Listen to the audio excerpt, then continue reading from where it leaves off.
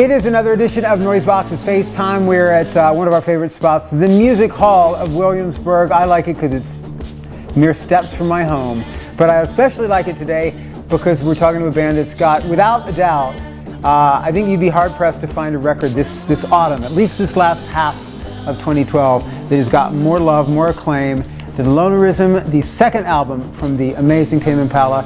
Second time I get to talk to these guys. Jay and Kevin, nice to see you guys, as always. It's been a while. Yeah, good to see it. And you know, I didn't get to talk to you before the record came out, which I was hoping to do, but the good thing about talking to you now, that it's been out about a month, I guess, right, is I can ask you about this just response, which is just, I mean, I don't know if you have any expectations about how the record's going to be received, but it's just been, to me, from what I can tell, even more acclaim than the first record got. Yeah. I mean, that's what we hear from our manager. And do you not read that stuff that much? we read some stuff, but we never know how to gauge what to like gauge it against or whatever, you know, because we don't really read other bands' interviews or other stuff. I don't know. It just seems like there are these people out there that review music and stuff, and sometimes they're positive and sometimes they're negative, and Yeah. I don't know. Yeah. Yeah. Well, I've pretty hard to find anything negative about this record. I'll tell you. I mean, I've read a lot in the last week or so, but this is the first tour date of the U.S. tour. You guys have already been touring the record in Europe for a while. Yeah, we just finished a pretty lengthy endeavor around that area. We went places we've never been before. So that was How is it? How is sort of transposing these songs to the live setting? Are they the Lonerism songs more challenging in any sense? We changed things around a bit for this album. Like we got another guy. Jay started playing keyboards and synths instead of drums, and so we kind of just built the whole setup to play these songs that have, you know, sometimes more keyboards than guitars. And it's just been really fun. It's the most fun I've ever had. Yeah. In the life of this band, playing live. Yeah, I mean, Are you doing most of the new record? we do about half and half. Yeah. Like half the new album, half the old album. You spent, I don't even know how many months of the year Pond kept you out with this last album, but it was a lot, right? Yeah, it was pretty heavy. Yeah. It was good. We're doing the new Pond album, and it's much better. Well, I like it much more. So You've been working on it now? Or? yeah, he's mixing it in the. Oh wow! room. So it's that close to finished. Yeah, well, it is finished. We're just like making it sound awesome. Nice. Among the many write-ups I've seen of the record in the last, I guess, probably 2 months now, you know, one of the headlines everyone goes for is, well, you know, Kevin's embraced synths. You know, that's sort of like definitely one of the top lines of it. And one of the analysis, and I can't remember if they were quoting you or this was just the writer's opinion, said that he tired of having Tame Impala being referred to as retro music, and is that true, or is that sort of just someone's take on what motivated you to sort of expand the instrumentation on it? I never really got tired of. Do you want me to hold that? Yeah. I never really got tired of people calling it retro music because I didn't really believe them in the first place anyway. Right. It was kind of like, you know, people can think what they want, all that kind of stuff. It was definitely annoying though. You definitely got annoyed by Maybe. it. Yeah, I mean, whatever. Okay, I was devastated.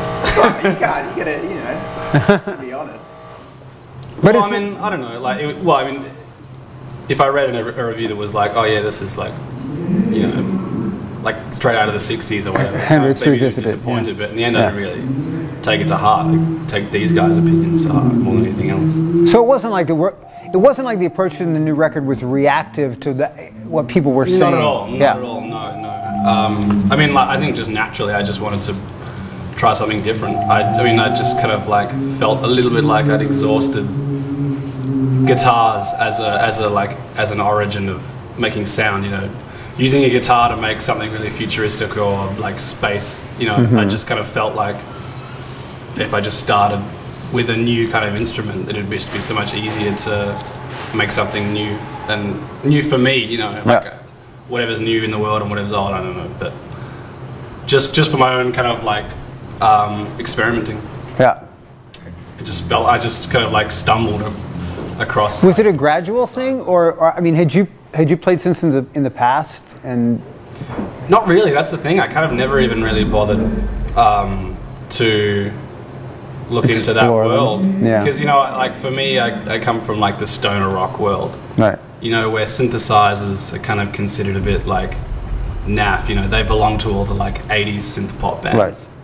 And it was only when I actually put my finger on a key of like a kind of a vintage analog synth one day that my friend had, I just suddenly realized like they're just as badass as guitars. Like they're just as like crazy, and you can make just totally fucked up noises that you would have to buy a lot of equipment for a guitar.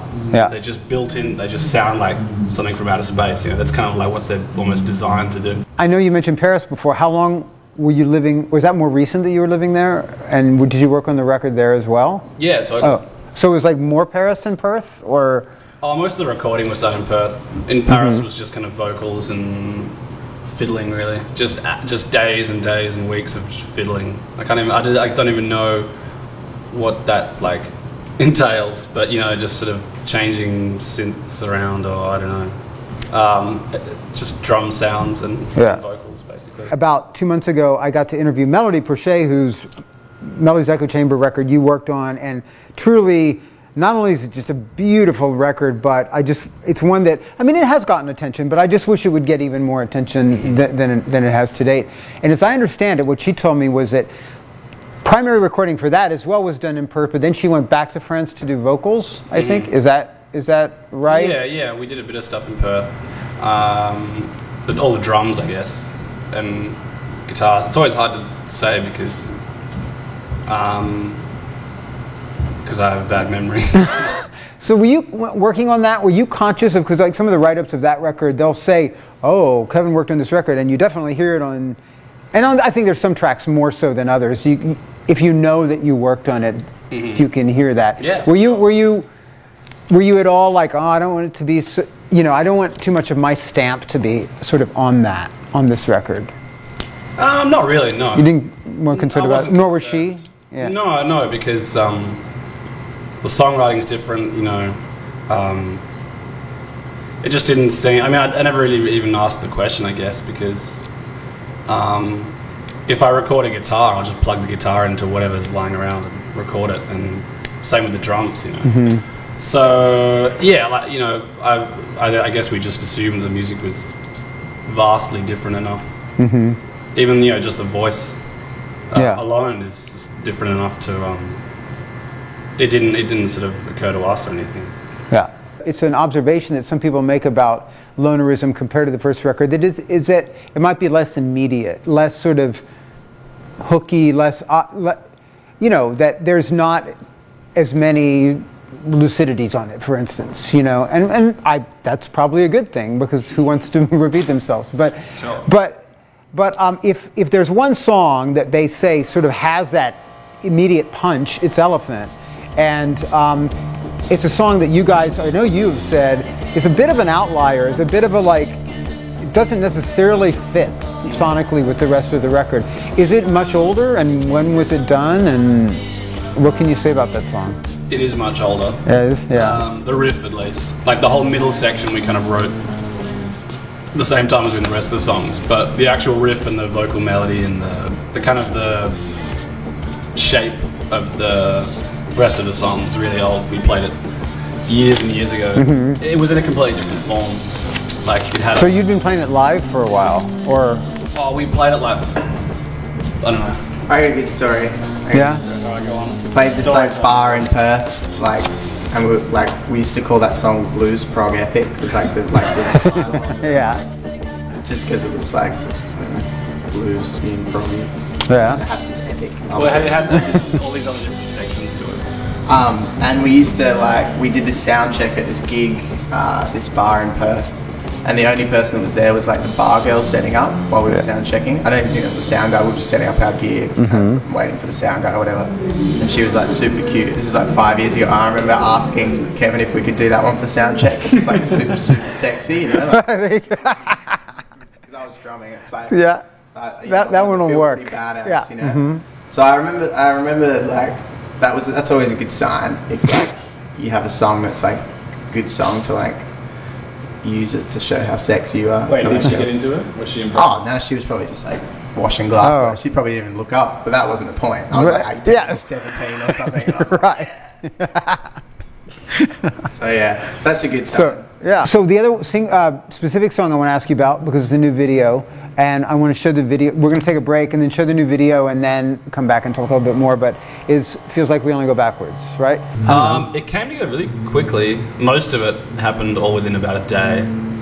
I think I was just watering the garden Yeah. because we were about to get kicked out of the house for brown grass, which is quite a common dilemma in Australian rental. Things.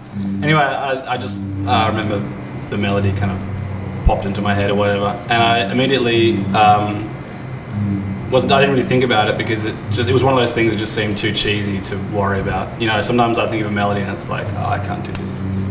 You know, the first thing I thought was that it was a rip-off of a Prince song. I was like, this reminds me of a Prince song, and I'm now certain that it's not because I listened to the song that I thought it was, and it doesn't sound anything like it. Anyway, and then I thought I was going to sell it to Prince.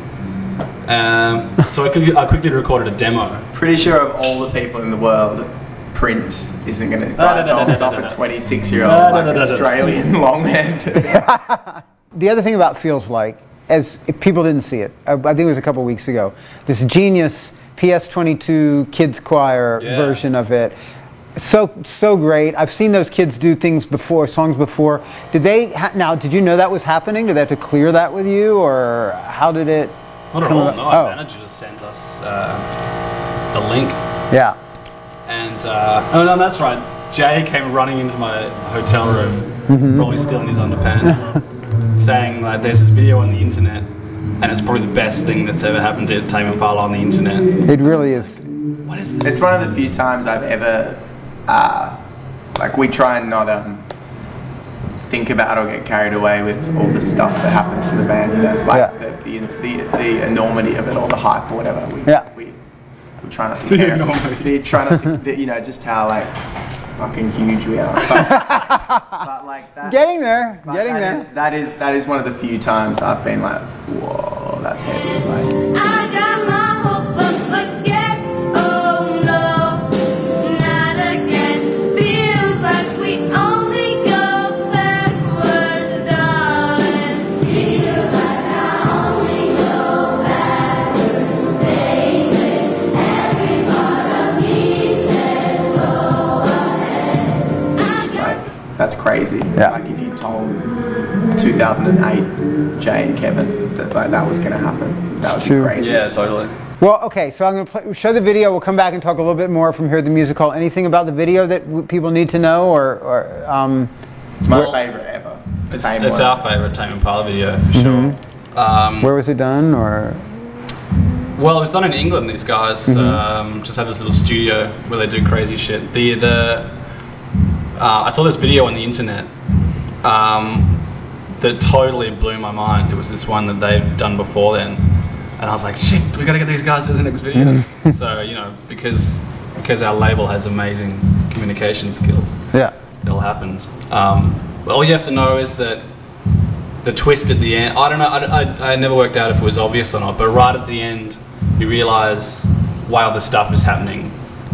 And I'm not sure if I should give it away or not. Well, they'll see it. Yeah, no, They'll see it minutes away. What is it, a 4-minute song? 3-minute song? It's really short, it's like Oh. 3 minutes 20. Oh, there you go, 3 3:20. minutes So around the 3:15 mark, you'll see this ending he's talking about. And it is the brand new video from Lonerism. Feels like we only go backwards, and we'll be back with more from here at the Music Hall right after this.